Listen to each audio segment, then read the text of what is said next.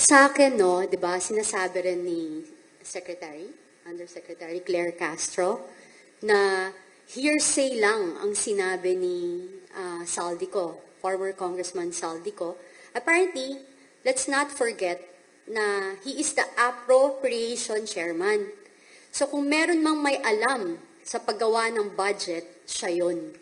So alam niya at hindi niya magagawa ang mga bagay-bagay kung hindi siya binigyan ng go signal. Isa lang siyang nautusan. At tatandaan natin, ang huling pumipirma at nag-check ng ating budget ay ang ating presidente. So hindi natin pwedeng sabing hindi sila liable. Sabi nga niya, 4,000 pages. Am I correct? Binasa niya. At sa dami rin po ng kanyang secretaries, undersecretary, assistant, whatever, kung hindi man niya inabasa ng 4,000, dapat dinictate sa kanya kung tama ba o mali ang kanyang budget. Wala akong lusot dito, hindi po pwede kahit sino. Kaya nga sabi ko, hindi ako pwedeng maging politician eh. Kasi pag naging politika ka, walang kaibigan, walang kamag-anak, dapat ang iyong loyalty is sa sambayan ng Pilipino at sa bayan mo. Yun po. Next question na po sa ating mga lawyers. Sir, aside sa Senate Blue Ribbon Committee, anong sa tingin po ninyo ang tamang agency para imbestigahan nga itong sinasabi ni dating Congressman Saldico para hindi tawag nito, para walang partiality sa Okay. Well, una bigyan kong liwanag yung unang tanong mo kanina. Kung magkakaroon na nga ba ng hindi Merry Christmas itong mga nasasangkot sa flood control controversy at may makukulong na. Alam nyo, kaming mga abogado, yung proseso kasi ng pagsampa ng criminal case, lalong-lalo na itong mga ganitong klaseng mga kaso, hindi naman caught in flagrante delicto na yan. Ibig sabihin nun, hindi mo kaagad maisasampa yung information sa korte. So, hindi may-issuehan ng warrant of arrest. So, magkakaroon ka ng preliminary investigation. Okay? Pag nagsampa ng kaso na yung ombudsman o DOJ, padadalhan ng subpoena or summon yung mga possible na mga akusado or indictees. So, tatanggapin yan. Kung sino man itong mga ito, kung mga ordinaryong mga opisyal ng DPWH, so mga kontraktor. Pagkatanggap yan, normally binibigay 10 days. From receipt, 10 days from receipt of the subpoena or summon, you file your counter affidavit to answer this indictment, itong mga complaints against you. So, sabihin ng abogado, magagaling na abogadong kukunin ng mga taong yan, dami nilang pera yan, sina Bryce Hernandez, kung hindi sila papasok sa Witness Protection Program, sina Alcantara o kung sino man. They can always ask for extension to file their counter affidavit. So, ano na ngayon? November 15 na ngayon? O, ipagpalagay na natin bukas o sa Lunes, ilabas nila ito. Marireceive nila yan after 1 week. So, they can ask for extension. Hindi pa pwedeng hindi nila pagbigyan. Part of due process po kasi, procedural due process pinag-usapan dito. After silang mag-file ng kanilang counter affidavit, then i-determine ng investigative officer kung kailangan pa bang mayroon na namang reply affidavit. Sasagot din na naman po yung possible na yung respondent. Then after that, then magkakaroon na ngayon ng resolution yung ombudsman o kaya Department of Justice. And that would be to file the case before the Sandigan Bayan or in the appropriate regional trial court, depending upon the salary grade of the concerned official or employee. Pag salary grade 27 and above yan, Sandigan Bayan ang filing. Below that would be regional trial court. Unless there is a conspiracy, etc. Napakasalimuot na kaso ito eh. So, hindi ko sinasabing suntok sa buwan yung pangako na dito sa mga involved sa flood control projects na anomalya ay hindi na magkakaroon ng Merry Christmas.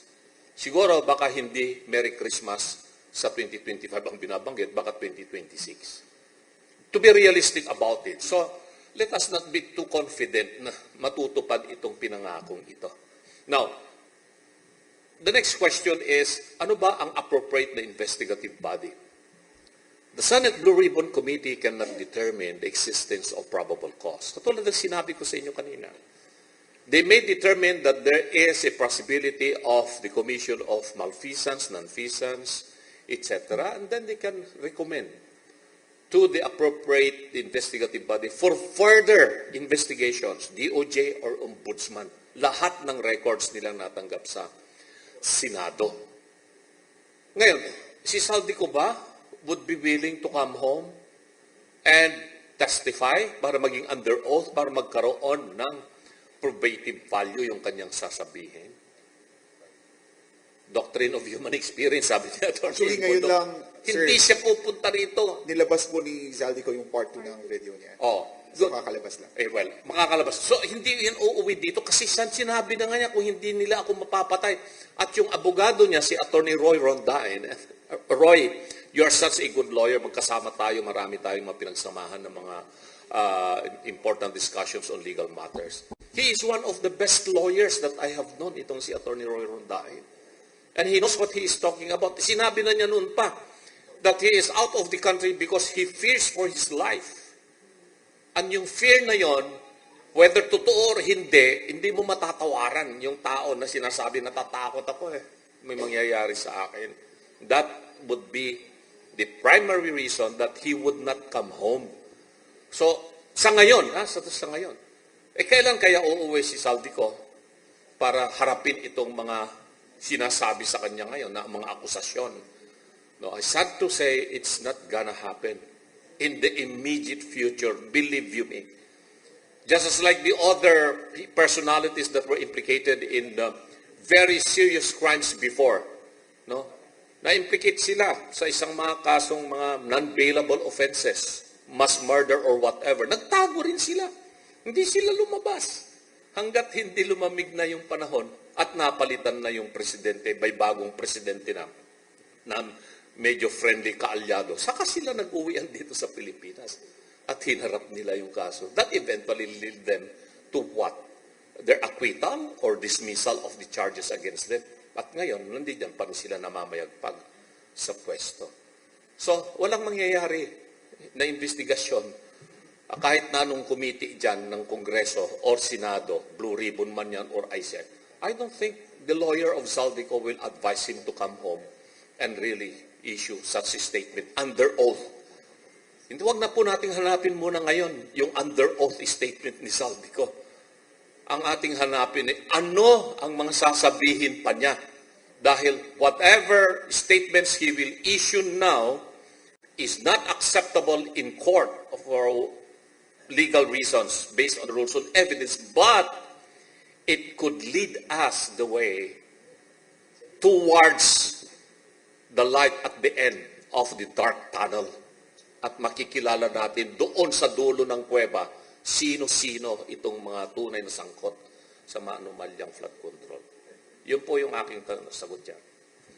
Ayan, before we go to the next question, dagdagan ko lang ng konti, no, kasi sinasabi na hindi under oath yung kanyang testimonya o mga sinabi.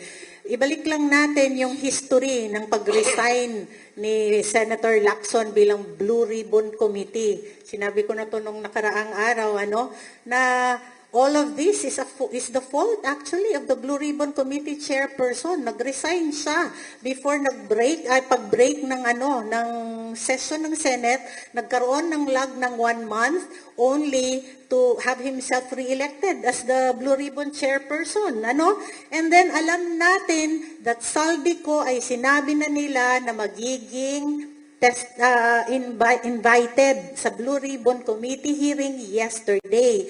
But the day before, hindi itinuloy ni Senator Lacson ang pagpasipot sa kanya sa Blue Ribbon Committee via Zoom. So, si Lacson din ang may kasalanan. Bakit hindi under oath? Dahil kung nakapasok si Zaldico sa Zoom meeting, he could have administered the oath to Zaldico. Hindi niya pinapasok, kaya naipit na si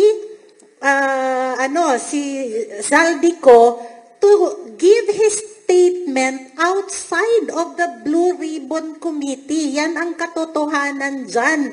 Kaya nga sinasabi ko, ang may kasalanan kung bakit hindi ito under oath ang kanyang statement ay walang iba kundi si Senator Lacson. Ayan. So, next question. Good morning po. Pakilala. I'm from provincial base in Surigao del Sur, Ondo, Iloilo po. Concern lang po ako sa mga probinsya, sir, no? Sa mga malalayong lugar. Baka akalain nila sa Metro Manila lang. Paano po mapalawig ninyo o mapalawak ang laban ninyo, lalo na sa mga probinsya? Karamihan kasi doon takot, pati mga media. Alam nila na nasa admin o malapit ka ng walis. Paano po? Anong hakbang ng PDP na mapalawak ang inyong panawagan, lalo na sa mga probinsya? Ako nang unang sasagot dyan. Kasi, naintindihan ko yung concern ng ating mga kababayan na sa iba't ibang mga probinsya. Pag binabasa ko yung kanilang mga komento doon sa aking mga posting sa page ko, yan din ang kanilang sinasabi.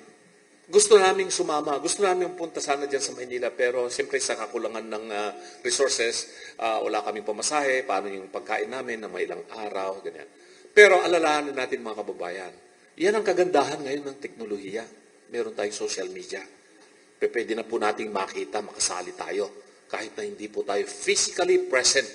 Kaya nga po kami sa PDP Laban ay itinayo itong regular na kapihan sa PDP para makapagbigay ng information, magkaroon ng interaction, balitaktakan natin, at palitan tayo ng mga kuro-kuro, mga impormasyon. So yun ang reason kaya nandito tayo ngayon. So ito, nakakatawa yung mga ibang komento nila sa akin, Attorney Raul, malapit ka naman kay Manong Chavit. Bakit hindi ba pwedeng sabihin mo kay Manong Chavit magpadala ng barko rito sa Mindanao, ganyan, magpadala ng baka yung aeroplano niya pwedeng magamit. Well, alam ko yung mga ganon, medyo part of yung humor, sabi nga nila. Tapos meron pang nag-comment sa akin, baka Attorney Raul, pwede namin hiramin yung baka mo, sakyan namin, punta kami ng Maynila. Wala kayong masakyan. You know, diyan mo makikita yung enthusiasm ng ating mga ordinaryong mamamayang Pilipino. Bukas yung kanilang isipan at mga kaloob po nila at nakiki-participate sila. So nandiyan na po yung PDP Laban. Ang tawag natin doon, participatory democracy. Participatory democracy means not just physically you are present or what. You can do it in so many other ways. Kaya ito yung panawagan natin sa ating mga provincial chapters sa buong Pilipinas ng PDP Laban na bigyan po natin ng platform yung ating mga kababayan po sa inyong iba't ibang mga lugar sa probinsya na ito po, yung PDP Laban Kapihan